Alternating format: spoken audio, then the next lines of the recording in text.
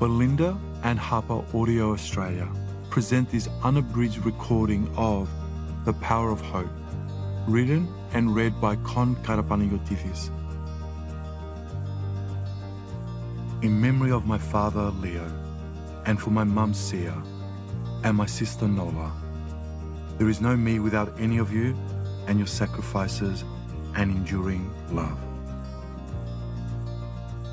I want to acknowledge that the recording of my book, The Power of Hope, has been done on the land of First Nations people, and I want to pay my respects to the oldest living culture on earth and to elders both past and present and to emerging leaders.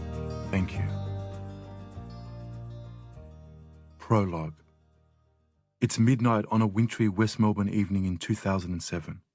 My sister, Nola, and I have just spilled out of the Asylum Seeker Resource Centre's purple building and onto Jeffcott Street.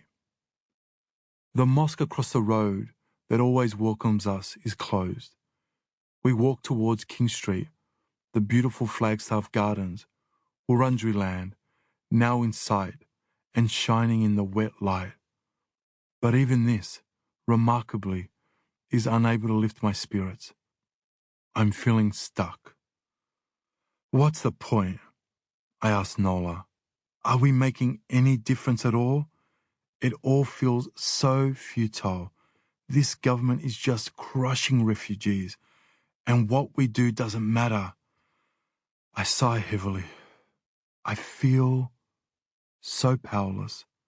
I just don't know if I can keep doing this. I've been working since 9 a.m., which is pretty standard. For my first 17 years running the Asylum Seeker Resource Centre, ASRC, a 70 or 80-hour week was the norm. So that isn't what's bothering me. I'm feeling broken after yet another bruising Wednesday night legal clinic.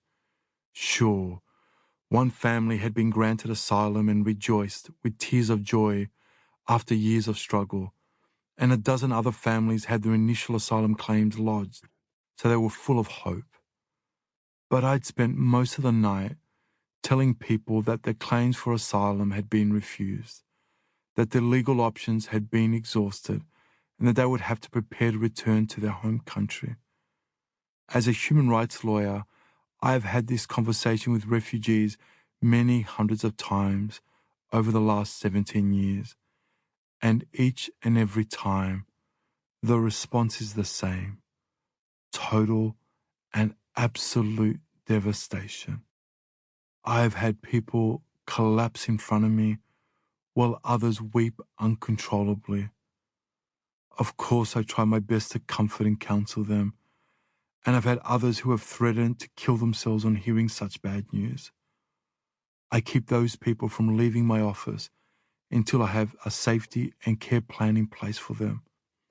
One night, I kicked in the front door of a refugee's home, fearing they were going to take an overdose to kill themselves.